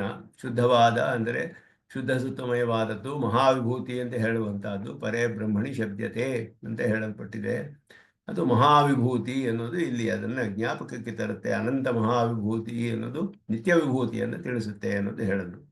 ಅದಾದ ಮೇಲೆ ಲೀಲಾ ವಿಭೂತಿ ಮತ್ವಂ ಉಚ್ಯತೆ ಸ್ವಲೀಲಾ ಇತ್ಯಾದಿನ. ಲೀಲಾ ವಿಭೂತಿ ವಿಶಿಷ್ಟತ್ವವು ಸ್ವಲೀಲಾ ಪರಿಕರ ಸ್ವಾಂಶಭೂತ ಅನಂತಬದ್ಧ ಮುಕ್ತ ಮೊದಲಾದದ್ದು ಇಲ್ಲಿ ಹೇಳಲ್ಪಟ್ಟಿದೆ. ಮುಕ್ತಸ್ಯ ಲೀಲಾ ಪರಿಕರತ್ವಂ ಮೋಚನ ಲೀಲೋಪಕರಣತ್ವಾತ್. ಲೀಲೆ ಅನ್ನೋದು ಲೀಲಾ ಪರಿಕರಣವಾಗೋದು ಹೇಗೆ ಅಂದರೆ ಮೋಚನ ಲೀಲ ಉಪಕರಣತ್ವಾತ್. ಎಲ್ಲವೂ ಉಪಕರಣ ಅಂತ ಹೇಳಿ ಬದ್ಧ ಮುಕ್ತ ನಾನಾ ವಿಧ ತದ್ಭೋಗ್ಯಭೂತ ಅನಂತ ವಿಚಿತ್ರ ಪರಿಣಾಮ ಶಕ್ತಿ ಸ್ವಾಂಶಭೂತ ಲೀಲಾ ಪರಿಕರದಲ್ಲಿ ಮುಕ್ತನನ್ನು ಸೇರಿಸಿದ್ರು. ಇಲ್ಲಿ ಬದ್ಧ ಮುಕ್ತ ಅಂತ ಸೇರಿಸಿದ್ರು ಲೀಲಾ ಪರಿಕರದಲ್ಲಿ. ಮುಕ್ತನು ಹೇಗೆ ಲೀಲಾ ಪರಿಕರನಾಗ್ತಾನೆ ಎಂಬ ಪ್ರಶ್ನೆಗೆ ಸುದರ್ಶನ ಸೂರಿಗಳು ಹೇಳ್ತಾರೆ ಇಲ್ಲಿ ಮುಕ್ತಸ್ಯ ಲೀಲಾ ಪರಿಕರತ್ವಂ ಮೋಚನ ಲೀಲಾ ಉಪಕರಣತ್ವಾತ್ ಅಂತ ಹೇಳಿದ್ರು. ಬದ್ಧನನ್ನ ಮೋಕ್ಷ ಕೊಡ್ಬೇಕಲ್ಲ ಅವನಿಗೆ. ಆ ಮೋಚನ ಅನ್ನುವ ಲೀಲೆಗೆ ಉಪಕರಣ ಆಗ್ತಾನವನು. ಆದ್ದರಿಂದ ಮುಕ್ತ ಅಂತ ಹೇಳಲ್ಪಟ್ಟಿದೆ. ಮುಕ್ತನು ಒಂದು ಕಾಲದಲ್ಲಿ ಬದ್ಧನಾಗಿದ್ದ ತಾನೆ ಅವನು. ಆದ್ದರಿಂದ ಇಲ್ಲಿ ಭಾಷಿಕಾರರು ಹೇಳುವಾಗ ಸ್ವಲೀಲಾ ಪರಿಕರ ಅಂಶಭೂತ ಲೀಲೆಗೆ ಪರಿಕರವಾಗ್ತಾನೆ. ಮುಕ್ತನು ಕೂಡ ಹೆಸರಿಸಿದ್ರು ಇಲ್ಲಿ. ಲೀಲಾ ವಿಭೂತಿ ವಿಶಿಷ್ಟತ್ವವನ್ನು ಹೇಳುವಾಗ ಮುಕ್ತನನ್ನು ಹೇಗೆ ಸೇರಿಸಿದ್ರು. ಮುಕ್ತನು ಒಂದು ಕಾಲದಲ್ಲಿ ಬದ್ಧನಾಗಿದ್ದ. ಆ ಮೋಚನವೇ ಅವನ ಲೀಲೆ. ಆದ್ದರಿಂದ ಲೀಲಾ ಮುಕ್ತಸ್ಯ ಲೀಲಾ ಪರಿಕರತ್ವಂ ಮೋಚನ ಲೀಲಾ ಉಪಕರಣತ್ವಂ ಅಂತ ಹೇಳಿದ್ರು. ಸ್ವಾಂಶಭೂತ ಶಬ್ದೇನ ವಿಶೇಷಣತೆಯ ಅಂಶತ್ವಂ ವಿವಕ್ಷಿತಂ. ವಿಶೇಷಣತೆಯ ಅಂಶತ್ವ ಅದುವೇ ಸಿದ್ಧಾಂತ. ಅಂಶ ಅಂದರೆ ಅಂಶೋ ನಾನಾ ವ್ಯಪದೇಶಾತ್ ಅನ್ಯಥಾ ಚಾಪಿ ದಾಶಕಿತವಾದಿತ್ವ ಅಧೀಯತೆ ಏಕೆ ಅಂತ ಸೂತ್ರದಲ್ಲಿ ಅಂಶ ಅಂತ ಹೇಳಿದ್ರು. ಅಂಶಃ ಅಂತ ಹೇಳಿದ್ರು. ಜೀವನು ಪರಮಾತ್ಮನಿಗೆ ಅಂಶ ಅಂತ ಹೇಳಿದ್ರು. ಯಾಕೆ ಅಂತ ಹೇಳಿದ್ರೆ ನಾನಾ ವ್ಯಪದೇಶಾತ್, ಇಬ್ಬರು ಬೇರೆ ಅಂತ ಹೇಳಲ್ಪಟ್ಟಿದೆ. ಜೀವಾತ್ಮ ಬೇರೆ, ಪರಮಾತ್ಮ ಬೇರೆ. ಜೀವಾತ್ಮನು ಪರಮಾತ್ಮನ ಅಂಶ. ಅನ್ಯಥಾ ಚಾಪಿ ಅಂದ್ರು. ಒಬ್ಬನೇ, ಇಬ್ರು ಬೇರೆ ಅಲ್ಲ ಅಂತಲೂ ಹೇಳಿದೆ. ಭೇದವೂ ಹೇಳಿದೆ, ಅಭೇದವೂ ಹೇಳಿದೆ. ಭೇದ ಆದರೂ ಅಂಶವೇ, ಅಭೇದವಾದರೂ ಅಂಶವೇ ಅಂತ ಹೇಳಿದ್ರು. ಹೇಗೆ ಅಂದರೆ ಇವನು ವಿಶೇಷಣಾಂಶ ಹೇಳಿ, ಇವನು ವಿಶೇಷ್ಯ ಅಂಶ. ವಿಶಿಷ್ಟವಾದ ಪದಾರ್ಥ ಒಂದೇ. ವಿಶೇಷಣವೇ ವಿಶೇಷಕ್ಕಿಂತ ಬೇರೆ ಆದ್ದರಿಂದ ವಿಶೇಷಣವೇ ವಿಶೇಷ್ಯವಲ್ಲ. ಆದ್ದರಿಂದ ಭೇದವಂತು ನಾನಾ ವ್ಯಪದೇಶ. ವಿಶೇಷಣದಿಂದ ವಿಶಿಷ್ಟವಾದ ಪದಾರ್ಥ ಒಂದೇ ಆದ್ದರಿಂದ ಏಕತ್ವ. ಅದು ಅನ್ಯಥಾಚಾಪಿ ಅಂತ ಬ್ರಹ್ಮಸೂತ್ರದಲ್ಲಿ ಹೇಳಿದ್ರು. ಇಲ್ಲಿ ಅಂಶ ಹೇಗೆ ಜೀವಾತ್ಮ ವಿಶೇಷಣತೆಯ ಅಂಶತ್ವಂ ತಿಳಿಸ್ತಾರೆ. ಅದು ವಿಶೇಷಣ ಅಂಶ ಅನ್ನೋದೇ ಅಲ್ಲಿ ಅಂಶ ಶಬ್ದಕ್ಕೆ ಭಾಷ್ಯಕಾರರು ಕೊಡುವ ವಿವರಣೆ. ಮುಕ್ತೇಶು ನಾನಾ ವಿಧತ್ವಂ, ಮುಕ್ತರಲ್ಲಿ ಹೇಗೆ ನಾನಾ ವಿಧತ್ವ ಅಂತ ಹೇಳಿದ್ರೆ ಅನೇಕ ಶರೀರಗಳನ್ನು ತೆಗೆದುಕೊಂಡು ಕೈಂಕರ್ಯಗಳನ್ನು ಮಾಡ್ತಾರೆ. ಸ ಏಕದಾ ಭವತಿ ಇತ್ಯಾದಿ ಶ್ರುತ್ಯುಕ್ತಂ. ತ್ರಿಧಾ ಭವತಿ, ಅನೇಕದಾ ಭವತಿ ಮೊದಲಾದದ್ದು. ಭಗವಲ್ಲೀಲಾ ಅಂತರ್ಗತ ಸಂಕಲ್ಪ ಗೃಹೀತ ದೇಹ ವೈವಿಧ್ಯ ರೂಪಂ. ಭಗವಂತನ ಲೀಲೆಗೆ ಅಂತರ್ಗತವಾದ ತನ್ನ ಸಂಕಲ್ಪದಿಂದ ಅವನು ತೆಗೆದುಕೊಂಡಂತಹ ದೇಹ ವೈವಿಧ್ಯ, ಬೇರೆ ಬೇರೆ ವಿಧವಾದದ್ದು ದೇಹಗಳನ್ನು ತೆಗೆದುಕೊಂಡದ್ದು, ಅದೊಂದು ವಿವಿಧವಾದದ್ದು ಅಂತ ಹೇಳಿದ್ರೆ ಇಲ್ಲಿ ಅವನ ತನ್ನ ಸಂಕಲ್ಪದಿಂದಲೇ ಅನೇಕ ದೇಹಗಳನ್ನು ತೆಗೆದುಕೊಂಡು ಕೈಂಕರ್ಯಗಳೆಲ್ಲ ಮಾಡ್ತಾನೆ. ಚೇತನಾಚೇತನ ಶಬ್ದೇನ ಅಚೇತನ ಶಬ್ದಾರ್ಥೋ ವ್ಯಾಖ್ಯಾತಃ. ಚೇತನೇತರ ಹೇಳಿದ್ರೆ ಅಚೇತನ, ಚೇತನ ಅಚೇತನಗಳು. ವಸ್ತುಜಾತ ಶಬ್ದೇನ ಪ್ರಧಾನ ಅವ್ಯಕ್ತ ಕಾಲಾ ವಿವಕ್ಷಿತಾ. ವಸ್ತುಜಾತ ಅಂತ ಹೇಳಿದ್ರೆ ಪದಾರ್ಥಗಳ ಸಮೂಹ, ಸಮೂಹದಲ್ಲಿ ಪ್ರಧಾನ, ಅವ್ಯಕ್ತ, ಕಾಲ ಮೊದಲಾದದೆಲ್ಲ ಅಲ್ಲಿ ಎಲ್ಲವನ್ನು ಸೇರಿಸ್ಕೊಳ್ಬೋದು. ಪೂರ್ವಂ ಕಾಲ ಸಂಕೀರ್ತನಂ ನಿತ್ಯ ವಿಭೂತೇ ತದಾಧೀನ್ಯ ವ್ಯಾವೃತ್ಯೈ ಹೇಳಿದ್ರು. ಹಿಂದೆ ಹೇಳಿದ ಕಾಲ ಅಸ್ಪೃಷ್ಟ ಅಂತ ಹೇಳಿದ್ರು. ಕಾಲ ಪರಿಣಾಮದಿಂದ ಅಸ್ಪೃಷ್ಟನಾದವನು ಅಂತ ಹೇಳಿದ್ರು. ನಿತ್ಯ ವಿಭೂತಿಯು ಅದರ ಅಧೀನದಲ್ಲಿಲ್ಲ ಅಂತ ಹೇಳಿಬಿಟ್ಟು ನ ಕಾಲಸ್ತತ್ರ ವೈ ಪ್ರಭು ಅಂತ ಹೇಳಲ್ಪಟ್ಟಿದೆ ಪ್ರಮಾಣದಲ್ಲಿ. ಅಂದರೆ ಕಾಲವು ಅಲ್ಲಿ ನಿಯಮನ ಮಾಡುವುದಿಲ್ಲ ಏನನ್ನು. ಇಲ್ಲಿ ಎಲ್ಲವೂ ಕಾಲಾಧೀನಂ ಜಗತ್ ಸರ್ವಂ ಅಂತ ಹೇಳ್ತಾರೆ ನ್ಯಾಯ ಇದರಲ್ಲಿ ಸಿದ್ಧಾಂತ ಮುಕ್ತಾವಳಿಯಲ್ಲಿ. ಕಾಲಾಧೀನಂ ಜಗತ್ ಸರ್ವಂ, ಎಲ್ಲವೂ ಕಾಲದ ಅಧೀನವೇ ಜಗತ್ತು ಅಂತ ಹೇಳಲ್ಪಟ್ಟಿದೆ. ಕಾಲದ ವ್ಯವಸ್ಥೆಯಲ್ಲಿ ಎಲ್ಲ ನಡೆಯುತ್ತೆ. ಚತುರ್ಮುಖ ಬ್ರಹ್ಮನ ಆಯಸ್ಸಿನವರೆಗೂ ಎಲ್ಲವೂ ಪರಿಮಿತವಾದ ಕಾಲ ಹೊಂದಿದೆ. ಆದರೆ ನಿತ್ಯ ವಿಭೂತಿಯಲ್ಲಿ ನಕಾಲಸ್ತತ್ರ ವೈ ಪ್ರಭು. ಆದ್ದರಿಂದ ಹಿಂದೆ ಹೇಳಿದ ಕಾಲ ಅನ್ನುವ ಶಬ್ದದ ಹೇಳಲ್ಪಟ್ಟಿರೋದು ನಿತ್ಯ ವಿಭೂತೆ ಆಧೀನ್ಯ ವ್ಯಾವೃತ್ಯೈ, ಅದರ ಅಧೀನದಲ್ಲಿಲ್ಲ ಅನ್ನೋದನ್ನು ತಿಳಿಸೋದಕ್ಕೋಸ್ಕರ. ಏವಂ ವಿಧಸ್ಯ ವಸ್ತು ಜಾತಸ್ಯ ಅಂತರ್ಯಾಮಿತ್ವೇನ ಕೃತಂ. ಇದಕ್ಕೆಲ್ಲ ಕೂಡ ಅಂತರ್ಯಾಮಿಯಾಗಿರೋದ್ರಿಂದ, ಅವನಿಗೆ ಅಂತರ್ಯಾಮಿಯಾಗಿರೋದ್ರಿಂದ ಬರುವಂತಹದ್ದು ಸರ್ವ ಶರೀರತ್ವ ಸರ್ವ ಪ್ರಕಾರ ಅವಸ್ಥಾನಂ. ಇದುವೇ ಅಂತಃಪ್ರವಿಷ್ಟ ಶಾಸ್ತ ಜನಾನಾಂ ಅಂತ ಹೇಳಿ ಅಂತರ್ಯಾಮಿ ಶ್ರುತಿ ಹೇಳುವಾಗ ಯಸ್ಯ ಆತ್ಮ ಶರೀರಂ ಯಹ ಆತ್ಮಾನಂ ಅಂತರೋ ಯಮಯತಿ ಸತೇ ಆತ್ಮ ಅಂತರ್ಯಾಮಿ. ಅಲ್ಲಿಯೇ ಶರೀರವನ್ನು ಹೇಳಿ ಅಂತರ್ಯಾಮಿ ಅಂತ ಹೇಳಿದೆ. ಆದ್ದರಿಂದ ಈ ಅಂತರ್ಯಾಮಿತ್ವದಿಂದ ಮಾಡಲ್ಪಟ್ಟ ಸರ್ವ ಶರೀರತ್ವ ಸರ್ವ ಪ್ರಕಾರ ಅವಸ್ಥಾನಂ. ಆ ಪ್ರಕಾರ ಅನ್ನುವುದು ಹೇಗೆ ಅಂದರೆ ಶರೀರವಾಗಿರುವುದ ಮೂಲಕ ಪ್ರಕಾರ ಎಲ್ಲವೂ ಅವನಿಗೆ. ಶರೀರ ಅನ್ನೋದು ಮೂರು ಸಂಬಂಧಗಳಿಂದ ಬರುವಂತಹದ್ದು ಅನ್ನೋದು ಹೇಳಲ್ಪಟ್ಟಿದೆ. ಸರ್ವ ಶರೀರತೆಯ ಸರ್ವ ಪ್ರಕಾರತ್ವೇನ ಅವಸ್ಥಾನಂ ಅಂತರ್ಯಾಮಿತ್ವ ಕೃತಂ. ಇದುವೇ ಇದಕ್ಕೆ ಅರ್ಥ. ಎಲ್ಲ ಅಂತರ್ಯಾಮಿಯಾಗಿರುವುದರಿಂದ ಇದೆಲ್ಲ ಅಂತರ್ನಿಯಮನ ಮಾಡ್ತಾನೆ ಅಂತ ಹೇಳಿ. ಏನು ಅವಸ್ಥಾನೇನ ಅವಸ್ಥಿತಂ ವಿಶಿಷ್ಟಂ ಇತ್ಯರ್ಥ. ಅವಸ್ಥಾ ಆದರೆ ಹಾಗೆ ಇರುವವನು ಅಂತ ಹೇಳಿದ್ರೆ ಹಾಗೆ ಇರುವವನು ಅಂತ, ಅದರಿಂದ ವಿಶಿಷ್ಟನಾದವನು. ಏವಂ ಶರೀರ ಭಾವ ಕಥನೇನ, ಶರೀರ ಭಾವವನ್ನು ಇಲ್ಲಿ ಹೇಳಿದ್ರು. ಅದರಿಂದ ಒಂದು ಪ್ರಧಾನವಾದ ಶ್ಲೋಕ ವಿಷ್ಣು ಪುರಾಣದಲ್ಲಿ ಶ್ರೀಭಾಷ್ಯದ ಜಿಜ್ಞಾಸಾಧಿಕರಣದಲ್ಲಿ ಭಾಷ್ಯಕಾರರು ಈ ಶ್ಲೋಕಕ್ಕೆ ವಿಸ್ತಾರವಾಗಿ ವ್ಯಾಖ್ಯಾನ ಮಾಡ್ತಾರೆ. ಪೂರ್ವ ಪಕ್ಷವರು ಪೂರ್ಣವಾಗಿ ಅದ್ವೈತ ಪರವಾಗಿ ವ್ಯಾಖ್ಯಾನ ಮಾಡಿದ್ದಾರೆ ಈ ಶ್ಲೋಕಕ್ಕೆ. ಜ್ಞಾನಸ್ವರೂಪಮತ್ಯಂತ ನಿರ್ಮಲಂ ಪರಮಾರ್ಥತಃ ತಮೇವಾರ್ಥಸ್ವರೂಪೇಣ ಭ್ರಾಂತಿ ದರ್ಶನತಃ ಸ್ಥಿತಂ ಇತ್ಯಾದಿ ವಾಕ್ಯೋಕ್ತಂ ಭ್ರಾಂತಿ ದರ್ಶನಂ ಬ್ರಹ್ಮಣಃ ಶರೀರಭೂತ ಜೀವದ್ವಾರಕಂ ಇತ್ಯುಕ್ತಂ ಭವತಿ ಅಂತ ಹೇಳಿದ್ರು. ಇಲ್ಲಿ ಹೇಳಿರೋದು ಜ್ಞಾನ ಸ್ವರೂಪಂ ಅತ್ಯಂತ ನಿರ್ಮಲಂ ಅಂತ ಹೇಳಿದೆ. ದೋಷವಿಲ್ಲ, ಪರಮಾರ್ಥತಃ ಬರೀ ಜ್ಞಾನ ಸ್ವರೂಪ. ತಮೇವ ಅರ್ಥಸ್ವರೂಪೇಣ ಭ್ರಾಂತಿ ದರ್ಶನತಃ ಸ್ಥಿತಂ. ಪದಾರ್ಥಗಳ ರೂಪದಲ್ಲಿ, ಅರ್ಥಸ್ವರೂಪದ ಪದಾರ್ಥಗಳ ರೂಪದಲ್ಲಿ ನೋಡ್ತಾರೆ. ಇದೆಲ್ಲ ಭ್ರಾಂತಿ ಅಂತ ಹೇಳಿದ್ರೆ, ಭ್ರಾಂತಿ ಎನ್ನುವುದು ಏನು? ಶರೀರಭೂತ ಜೀವದ್ವಾರಕಂ ಬ್ರಹ್ಮಣಃ ಶರೀರಭೂತ ಜೀವದ್ವಾರಕಂ ಅಂತ ಹೇಳಲ್ಪಟ್ಟಿದೆ. ಶರೀರವಾದ ಜೀವನ ಮೂಲಕ, ಶರೀರವಾಚಿ ಶಬ್ದಾನಾಂ ಶರೀರಿ ಪರ್ಯಂತತ್ವೇ ಹೇತು ವಿವಕ್ಷಿತಃ ಸರ್ವಪ್ರಕಾರ ಶಬ್ದೇನ. ಎಲ್ಲವೂ ಸರ್ವಪ್ರಕಾರ ಅಂತ ಹೇಳಿ ಜೀವನಿಗೆ ಭ್ರಾಂತಿ ಆಗೋದು, ಬ್ರಹ್ಮನಿಗಲ್ಲ. ಆದ್ದರಿಂದ ತಮೇವ ಅರ್ಥಸ್ವರೂಪೇಣ ಭ್ರಾಂತಿ ದರ್ಶನತಃ ಅಂದರೆ ಜೀವನ ಮೂಲಕ ಜೀವನಿಗೆ ಭ್ರಾಂತಿ. ಅವನು ಬದ್ಧನಾಗಿ ಇಲ್ಲಿ ತಾನೇ ಮನುಷ್ಯ, ತಾನೇ ದೇವ ಅಂತ ತಿಳ್ಕೊಂಡಿದ್ದಾನೆ. ಅರ್ಥಸ್ವರೂಪೇಣ ಅಂತ ಹೇಳಿದಾಗ ಪದಾರ್ಥಗಳು, ಬೇರೆ ಬೇರೆ ಪದಾರ್ಥಗಳು ಇಲ್ಲಿ ಕಂಡು ಬರುತ್ತೆ. ಪಶು ಪಕ್ಷಿ ಮೊದಲಾದ 4 ವಿಧವಾದ ಸೃಷ್ಟಿ, ಅದೆಲ್ಲ ತಾನೇ ಅಂತ ತಿಳ್ಕೊಂಡಿದ್ದಾನೆ ಜೀವಾತ್ಮ. ಬ್ರಹ್ಮ ಶರೀರನಾದ ಜೀವಾತ್ಮನಿಗೆ ಈ ರೀತಿಯಾದ ದರ್ಶನ ಆಗ್ತಾ ಇದೆ ಇಲ್ಲಿ ಅನ್ನೋದನ್ನ ಅರ್ಥವನ್ನ ಭಾಷಿಕಾರರು ಅಲ್ಲಿ ಹೇಳ್ತಾರೆ. ಅದನ್ನ ಇಲ್ಲಿ ಹೇಳಿದ್ರು. ಭ್ರಾಂತಿ ದರ್ಶನ ಬ್ರಹ್ಮಣಃ ಶರೀರಭೂತ ಜೀವದ್ವಾರಕಂ. ಶರೀರವಾದ ಜೀವನಿಗೆ ಅಲ್ಲಿ ಬರ್ತಾ ಇರೋದು, ಬ್ರಹ್ಮನಿಗಲ್ಲ ಭ್ರಾಂತಿ ಅಂತ ಹೇಳ್ಬಿಟ್ಟು.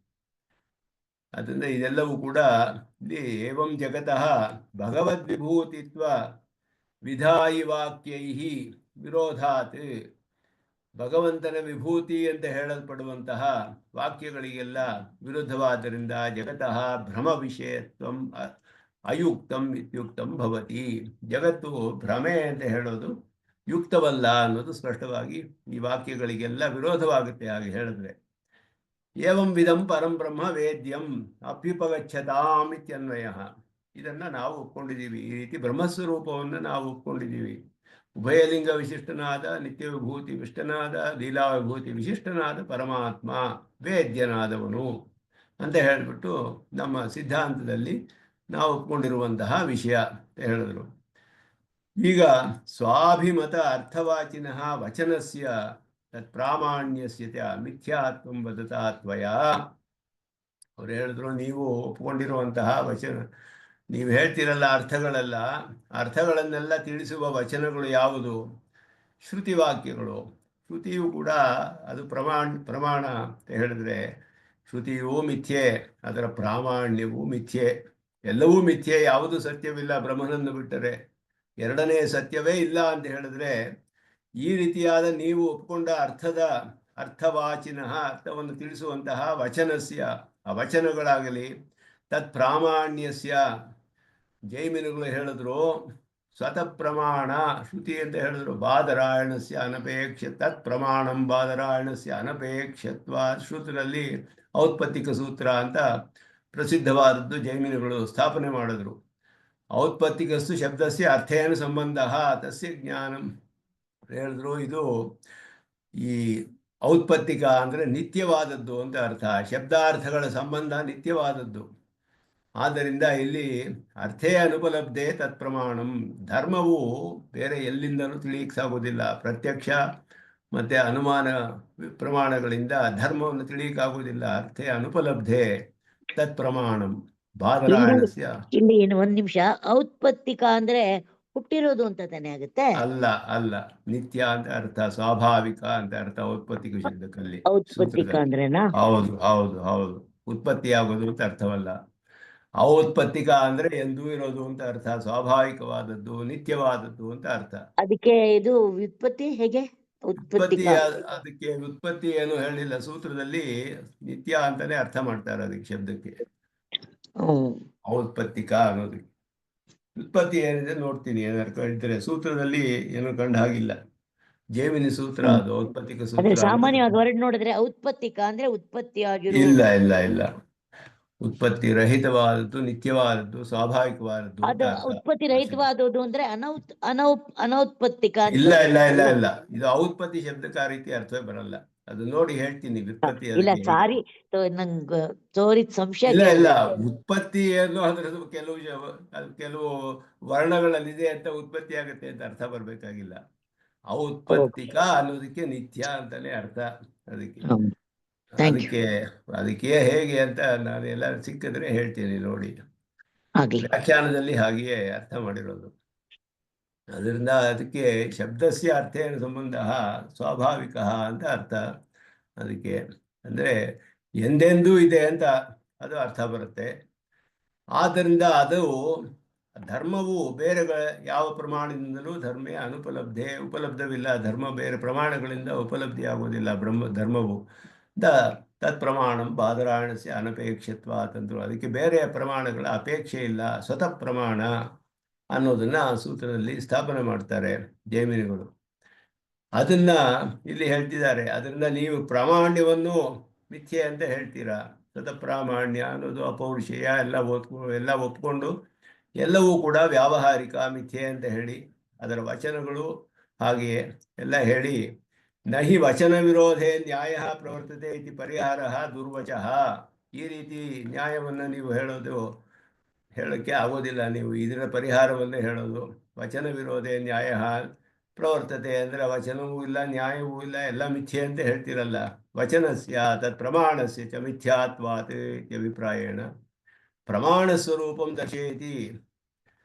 ಅದು ತತ್ ಸಾಕ್ಷಾತ್ ಇತ್ಯಾದಿನ ಸಾಕ್ಷಾತ್ಕಾರ ಮಾಡುವಕ್ಕೆ ಸಮರ್ಥರಾದವರು ಅಂತ ಹೇಳ್ಬಿಟ್ಟು ತತ್ ಸಾಕ್ಷಾತ್ಕಾರ ಕ್ಷಮಶಬ್ದೇನ ಭಗವದ್ವೈಪಾಯನ ಆದಿ ಪಾರಮರ್ಶಿಗಣ ಪರಿಗಣನೇನ ಚ ಇತರೇಷಾಂಚ ಅನುಪಲಬ್ಧೇ. ಇದು ಸ್ಮೃತಿ ಅಧಿಕರಣದಲ್ಲಿ ಬರುವಂತಹ ಸೂತ್ರ. ಸ್ಮೃತಿ ಅಧಿಕರಣಾರ್ಥೋ ಅಭಿಪ್ರೇತಃ.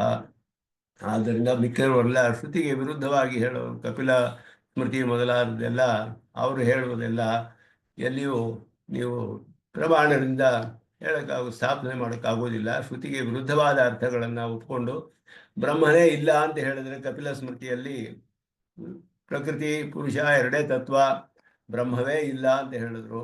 ಈ ರೀತಿ ಎಲ್ಲ ಹೇಳೋದು ಶ್ರುತಿಗೆ ವಿರುದ್ಧವಾದದ್ದು ಅನ್ನೋದನ್ನೆಲ್ಲ ಅದು ಸ್ಥಾಪನೆ ಮಾಡಿದ್ದಾರೆ ಸ್ಮೃತಿ ಅಧಿಕರಣದಲ್ಲಿ. ತತ್ರ ಕಪಿಲಸ್ಯ ವೇದದರ್ಶನ ಯೋಗಿ ಪ್ರತ್ಯಕ್ಷಾಖ್ಯ ಪರಿಕರದ್ವಯ ಸಂಭವಾದಾಪ್ತಿ ಪೂರ್ವಪಕ್ಷಿತ.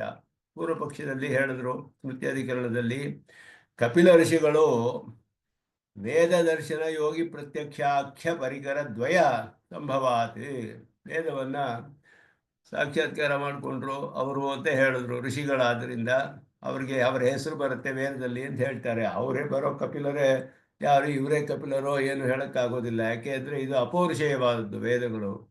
ಅದನ್ನು ಹೇಳಿ ಋಷಿಂ ಪ್ರಸೂತಂ ಕಪಿಲಂ ಅಂತ ವೇದದಲ್ಲಿ ಒಂದು ವಾಕ್ಯ ಬರುತ್ತೆ. ಅವರಿಗೆ ಯೋಗಿಗಳು, ಅವರಿಗೆ ಪ್ರತ್ಯಕ್ಷವಾಗಿ ಎಂಥ ಸೂಕ್ಷ್ಮವಾದ ವಿಷಯಗಳನ್ನೆಲ್ಲ ಪ್ರತೀಕ್ಷೆ ಮಾಡಿಕೊಳ್ಳೋ ಶಕ್ತಿ ಇದೆ ಅವರಿಗೆ. ಆದ್ದರಿಂದ ಅವರು ಹೇಳೋದನ್ನು ಪ್ರಮಾಣ ಅಂತ ಸ್ವೀಕಾರ ಮಾಡಬೇಕು ಅಂತ ಪೂರ್ವಪಕ್ಷ. ಸಿದ್ಧಾಂತದಲ್ಲಿ ಪರಿಕರದ್ವಯಂ ತುಲ್ಯಂ ಅವರು ಹೇಳಿದ್ರು. ಭಗವದ್ವೈಪಾಯನರು ಏನು ಋಷಿಗಳಲ್ವೇ, ಅವರಿಗೆ ಯೋಗಿ ಪ್ರತ್ಯಕ್ಷ ಅನ್ನುವ ಪರಿಕರ ಇಲ್ಲವೇ, ಅಥವಾ ಶುಕರಿಗಿಲ್ಲವೇ, ಪರಾಶರಿಗಿಲ್ಲವೇ. ಆದ್ದರಿಂದ ವಕ್ತೃಬಹುತ್ವಂ ಅಧಿಕ ಹೇತು ಈ ಉಕ್ತಂ.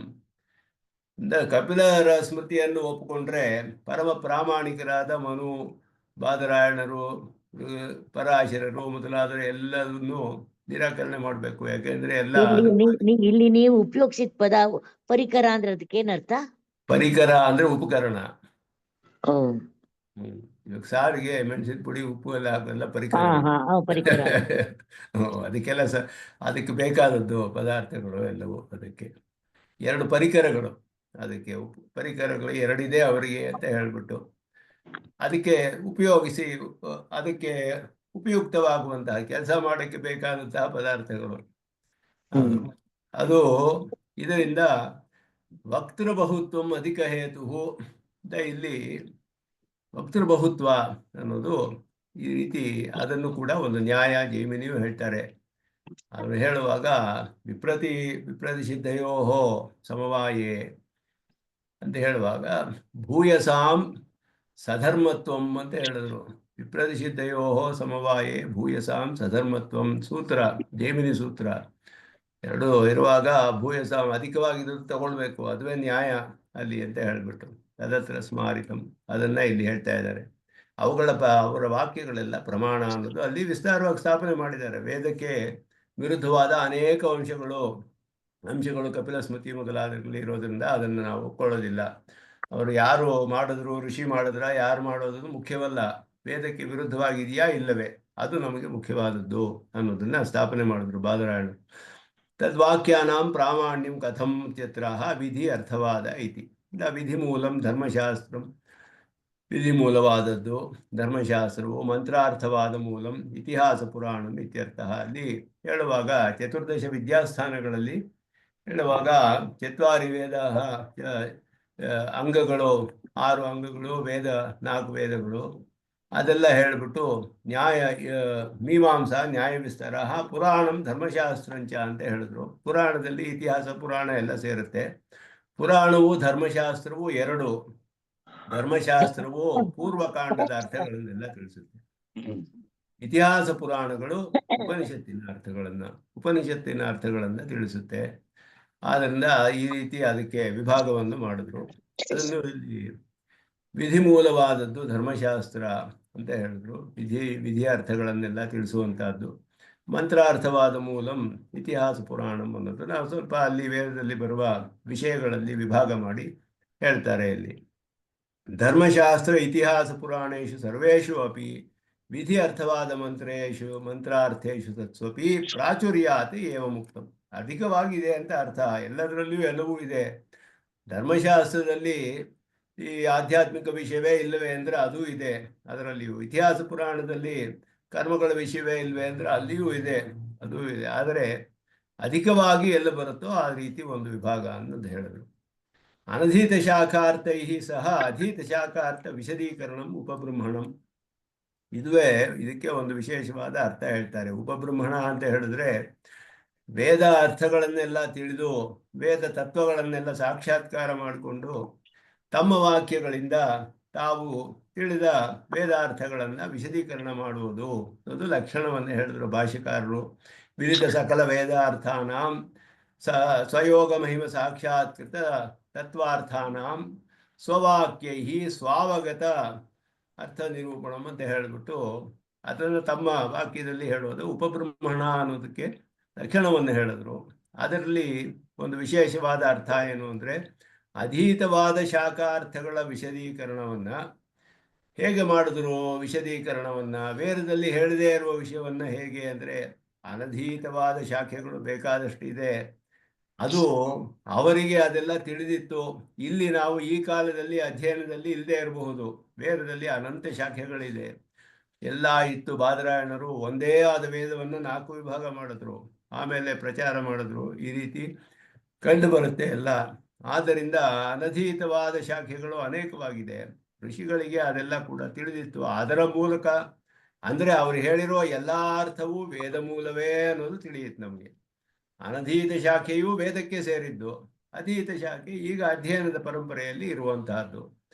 ಅದರಿಂದ ಅವುಗಳ ಜೊತೆ ಅಧೀತ ಶಾಖಾರ್ಥಗಳನ್ನು ವಿಶದೀಕರಣ ಮಾಡುವಂತಹದ್ದು ಅನ್ನೋದು ಎಲ್ಲವೂ ಸಕಲವೂ ವೇದ ಮೂಲ ಅನ್ನೋದು ತಿಳಿಯುತ್ತೆ. ಪೂರ್ಣವಾಗಿ ಪ್ರಮಾಣ ಅಂತ.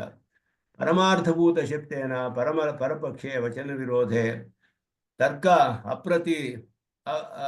ಅಪ್ರವೃತ್ತಿ ರೂಪ ಪರಿಹಾರ ದುರ್ವಚ ಅಂತ ಪರಮಾರ್ಥ ಅಂತ ಹೇಳಿದ್ರೇನೆ ಸ್ಪಷ್ಟವಾಗಿ ತಿಳಿಯುತ್ತೆ. ವಚನ ವಿರೋಧವಾಗ ತರ್ಕ ಪ್ರವೃತ್ತವಾಗೋದಿಲ್ಲ ಅಂತ ಹೇಳೋದು. ಅದಕ್ಕೆ ನೀವು ಪರಿಹಾರ ಹೇಳಕ್ಕಾಗೋದಿಲ್ಲ ಅನ್ನೋದು ಅಲ್ಲಿ ಅರ್ಥ.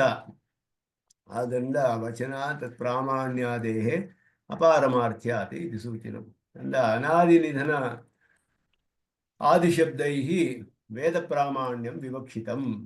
ಅನಾದಿ ನಿಧನ ಮೊದಲಾದ ಶಬ್ದಗಳಿಂದ ವೇದದ ಪ್ರಾಮಾಣ್ಯವು ಹೇಳಲ್ಪಟ್ಟಿದೆ. ಆದ್ಯಂತ ರಹಿತವಾದದ್ದು ವೇದ, ನಿತ್ಯವಾದದ್ದು, ಅಪೌರುಷೇಯ. ಆದ್ದರಿಂದ ಅದರಲ್ಲಿ ಕಾರಣ ದೋಷವಿಲ್ಲ, ಮತ್ತೆ ಬಾಧಕ ಪ್ರತ್ಯಯವಿಲ್ಲ, ಎರಡೂ ಇಲ್ಲ. ಬೇರೆ ಪ್ರಮಾಣಗಳಿಂದ ಯಾವುದನ್ನು ಬಾಧಿಸಕ್ಕಾಗೋದಿಲ್ಲ. ಅದರಲ್ಲಿ ಹೇಳಿರುವ ಅರ್ಥಗಳು ಬಾಧಕ ಪ್ರತ್ಯಯ ರಹಿತವಾದದ್ದು, ಕಾರಣ ದೋಷ ರಹಿತವಾದದ್ದು. ಯಾಕೆ ಅಂದರೆ ಯಾರೂ ಅದನ್ನು ಸೃಷ್ಟಿ ಮಾಡದೇ ಇರೋದ್ರಿಂದ ಸೃಷ್ಟಿ ಮಾಡಿದವರ ದೋಷ ಇದಕ್ಕೆ ಬರೋದಿಲ್ಲ. ಕಾರಣವೇ ಇಲ್ಲ ಅದಕ್ಕೆ. ಅದು ನಿತ್ಯವಾದದ್ದಕ್ಕೆ ಕಾರಣವಿಲ್ಲ.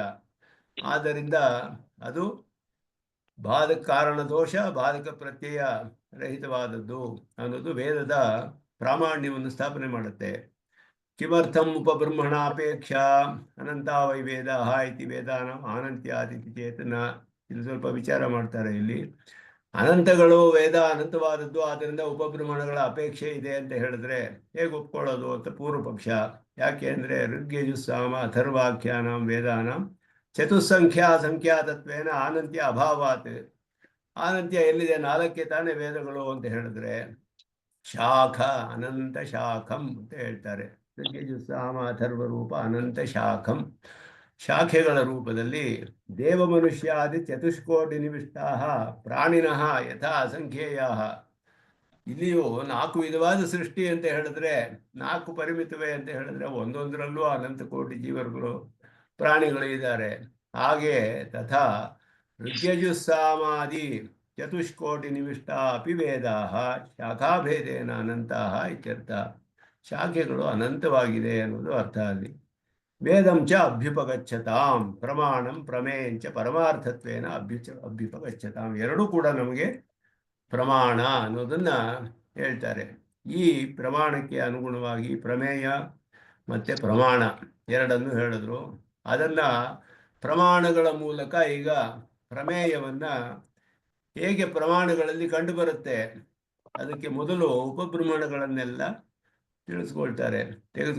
ಮೊದಲು ಉಪಕ್ರಮಣದಲ್ಲಿ ಮೊದಲು ಉಪಬ್ರಹ್ಮಣಗಳ ವಿಷಯವನ್ನೆಲ್ಲ ತಗೊಳ್ತಾರೆ. ಹೇಗೆ ಎಲ್ಲ ಋಷಿಗಳು ಹೇಗೆ ಹೇಳಿದ್ದಾರೆ ಪುರಾಣಗಳಲ್ಲಿ, ಇತಿಹಾಸಗಳಲ್ಲಿ ಎಲ್ಲ ಏನು ಹೇಳಿದ್ದಾರೆ ಅದನ್ನೆಲ್ಲ ಇಲ್ಲಿ ತೋರಿಸ್ತಾರೆ. ಈಗ ಯಥೋಕ್ತಂ ಭಗವತಾ ದ್ವೈಪಾಯನೇನ ಮಹಾಭಾರತೆ ಯೋ ಮಾಂ ಅಜಮನಾದಿಂಚ ವೇತ್ತಿ ಲೋಕಮಹೇಶ್ವರಂ ದ್ವಾವಿಮೌ ಪುರುಷೋ ಲೋಕೆ ಕ್ಷರಶ್ಚಾಕ್ಷರ ಏವ ಚ ಕ್ಷರಃ ಸರ್ವಾಣಿ ಭೂತಾನಿ ಕೂಟಸ್ಥೋಕ್ಷರ ಉಚ್ಯತೆ ಉತ್ತಮಃ ಪುರುಷಸ್ತು ಅನ್ಯಃ ಪರಮಾತ್ಮ ಇತಿ ಉದಾಹೃತಃ ಯೋ ಲೋಕತ್ರಯಮಾವಿಶ್ಯ ಬಿಭರ್ತಿ ಅವ್ಯಯ ಈಶ್ವರ. ಇದು ಗೀತಾ ಭಾಷ್ಯದಲ್ಲಿ ವ್ಯಾಖ್ಯಾನ ಮಾಡುವಾಗ ಭಾಷ್ಯಕರು ಇದಕ್ಕೆ ವ್ಯಾಪನತ್ವ ಭರಣತ್ವ ಸ್ವಾಮ್ಯತ್ವ ಮೂರನ್ನು ಹೇಳಿದ್ರು. ವ್ಯಾಪನಾತ್ ಭರಣಾತ್ ಸ್ವಾಮ್ಯಾತ್ ಲೋಕತ್ರಯಂ ಆವಿಶ್ಯ ಅಂದರೆ ವ್ಯಾಪಿಸಿ ಅಂತ ಅರ್ಥ. ವಿಷ ಪ್ರವೇಶನೆ ಅಂತ. ಆವಿಶ್ಯ ಅಂದರೆ ಪ್ರವೇಶಿಸಿ ಅಂದರೆ ವ್ಯಾಪಿಸಿ ಅಂತ ಅರ್ಥ. ವ್ಯಾಪನತ್ವ ಬರುತ್ತೆ ಅಲ್ಲಿ. ಬಿಭರ್ತಿ ಭರಣ ಎಲ್ಲವನ್ನು ಧರಿಸಿರುವವನು. ಮತ್ತೆ ಈಶ್ವರ ಅನ್ನೋದ್ರಿಂದ ಸ್ವಾಮಿತ್ವ. ವ್ಯಾಪನಾತ್ ಭರಣಾತ್ ಸ್ವಾಮ್ಯಾತ್ ಅಂತ ಹೇಳಿ ಮೂರು ಶರೀರ ಭಾವನೆ ಹೇಳೋದಕ್ಕೆ ಇದೆಲ್ಲ ಹೇಳ್ತಾರೆ. ಉತ್ತಮ ಪುರುಷಸ್ತು ಅನ್ಯಃ ಭೇದವು ಹೇಳಲ್ಪಟ್ಟಿದೆ. ಪುರುಷೋತ್ತಮ ಅಂತ ಶ್ರುತಿಗಳಲ್ಲಿ ಪ್ರಸಿದ್ಧನಾದವನು. ಸ ಉತ್ತಮ ಪುರುಷ ಅಂತ ಹೇಳಲ್ಪಟ್ಟಿದೆ. ಉತ್ತಮ ಪುರುಷ ಅಂತಲೇ ಶ್ರುತಿ ಹೇಳುತ್ತೆ. ಅದೇ ಪುರುಷೋತ್ತಮ ಅನ್ನುವುದು ಭಗವಂತನಿಗೆ ಅಸಾಧಾರಣವಾದ ನಾಮಧೇಯವೂ ಹೌದು. ಪರಮಾತ್ಮ ಇತಿ ಉದಾಹೃತಃ. ಅವನು ಬೇರೆ ಅಕ್ಷರ ವಚ ಅಕ್ಷರ ಪುರುಷರು ಅಕ್ಷರ ಪುರುಷರು ಬದ್ಧರು ಮುಕ್ತರು ಅಂತ ಅದಕ್ಕೆ ಅರ್ಥ. ದ್ವಾವಿಮೌ ಪುರುಷೋ ಲೋಕೆ ಅಂತ ಹೇಳಿರೋದು. ಕ್ಷರಃ ಸರ್ವಾಣಿ ಭೂತಾನಿ ಕೂಟಸ್ಥ ಅಕ್ಷರ ಉಚ್ಯತೆ.